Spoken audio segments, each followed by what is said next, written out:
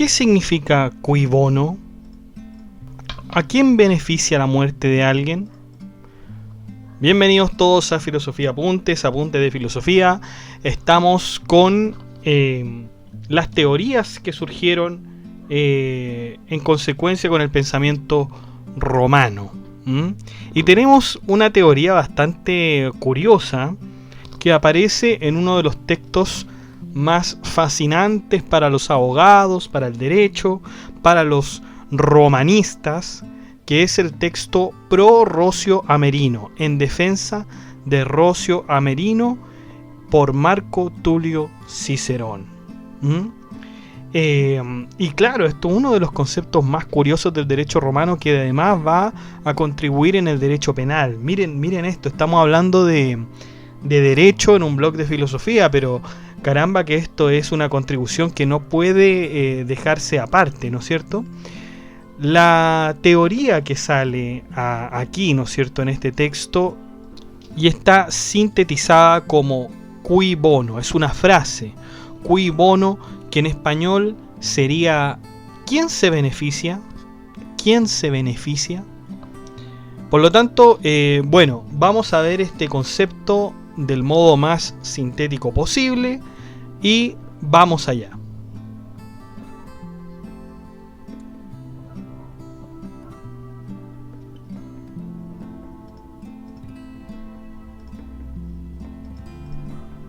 Bueno, tenemos que ponernos en contexto. ¿Cuáles son los acontecimientos? Rocio de Ameria había sido acusado de asesinar a su padre y Cicerón era su abogado.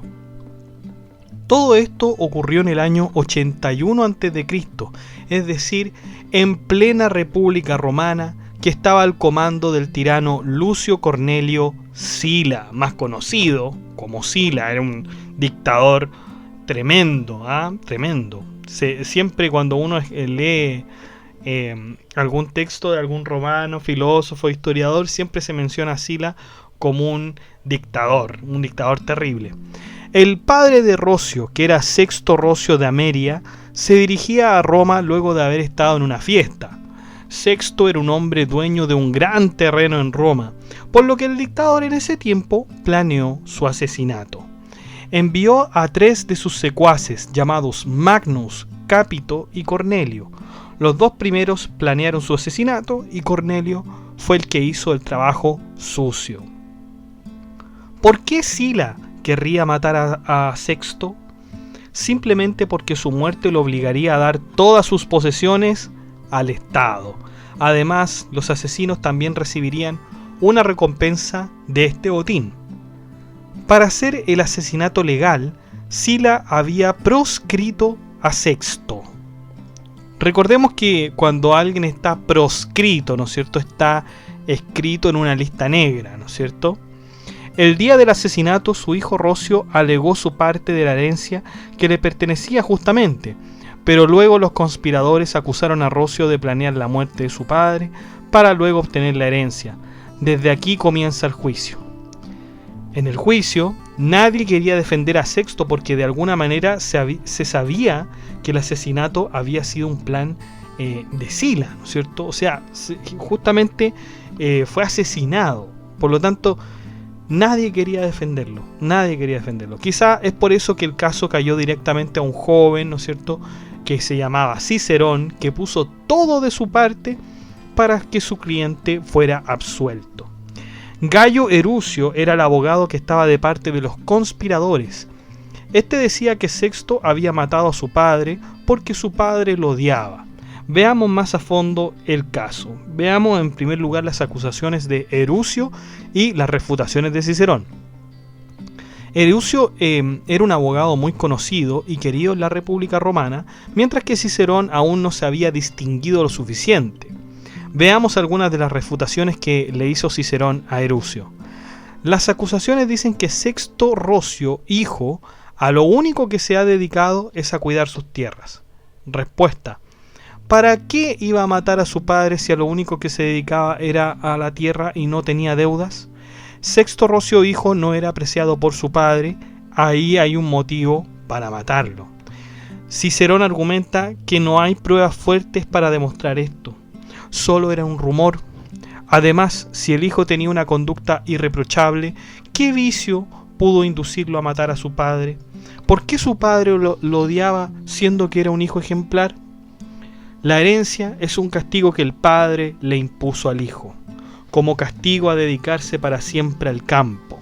Ahí se representa el odio del padre. Eso dice la defensa, ¿no es cierto?, de los conspiradores, que la herencia es un castigo que el padre le impuso al hijo, es decir, dedicarse al campo para siempre. Fíjense la respuesta.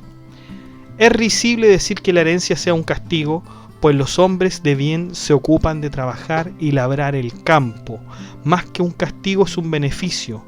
El cultivo y el trabajo del campo es algo connatural del hombre. Esto es la respuesta de Cicerón. Fíjense, era joven y dio una respuesta muy buena, porque bien se podría decir que, claro, se puso que este cuidado, ¿no es cierto?, permanente al campo podría verse como una sanción, ¿no es cierto?, una especie de castigo que el padre le puso al hijo, pero Cicerón dice que no, que al contrario, el trabajo y la labranza del campo es algo connatural del hombre y por lo tanto es más un beneficio que un castigo.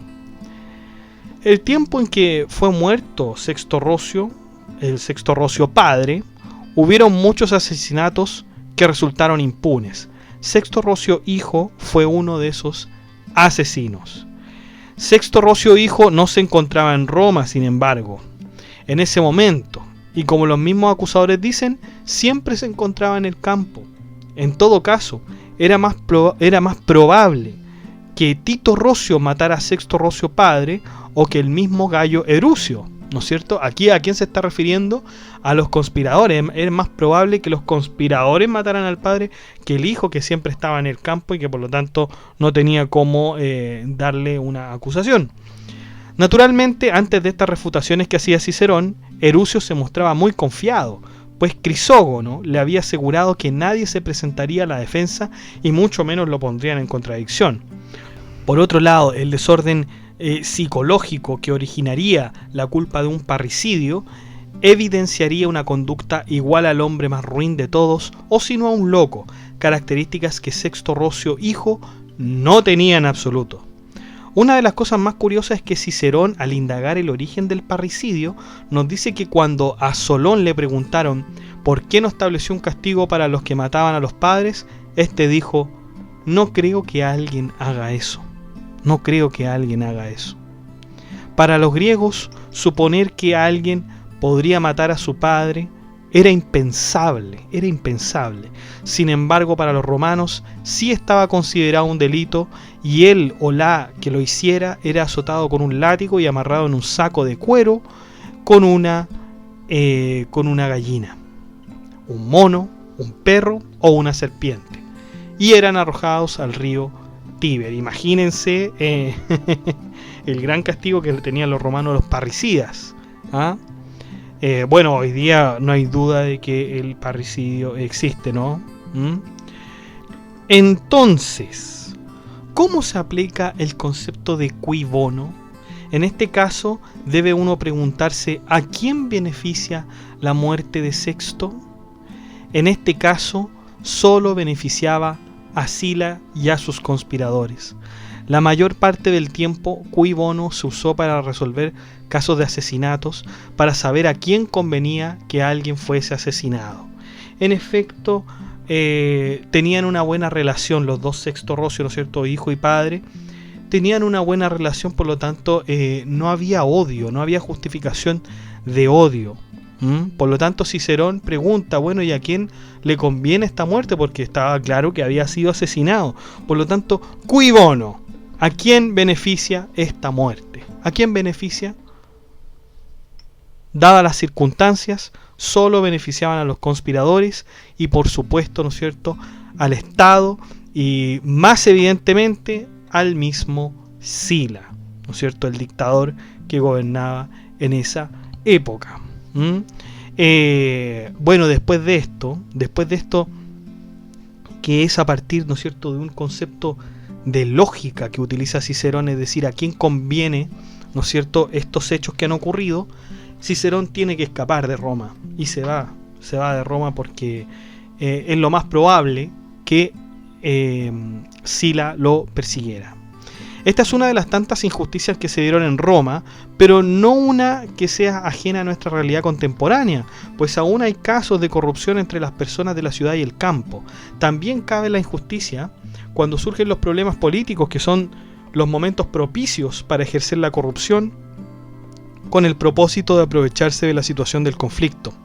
Este puede ser uno de los primeros casos donde se presenta el principio cui bono, ¿quién se beneficia?, donde se considera culpable a quien obtiene provecho del asesinato. Por lo tanto, en efecto fue Sila, o sea, después de ese caso quedó en efecto que fue Sila quien había mandado a matar a Sexto Rocio. Para los que saben inglés, solamente para los que saben inglés, ustedes pueden buscar en YouTube el caso, porque está en YouTube, ¿no es cierto?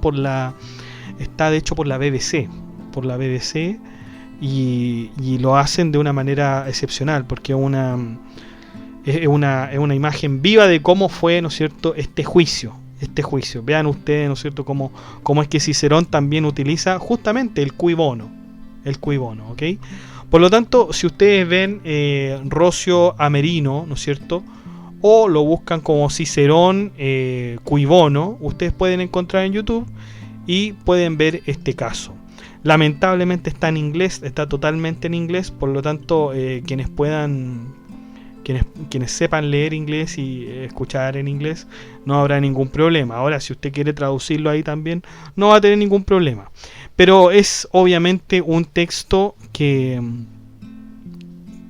establece, ¿no es cierto?, este principio de que podríamos decir del derecho romano y también del derecho penal. Aunque ya no se toma como principio, sino que se toma como una cuestión de principio, de sentido común, ¿no es cierto? ¿A quién beneficia esto? Bueno, cui bono. Vamos a ver a quién beneficia el asesinato o la corrupción o el hecho que se ha realizado, ¿no?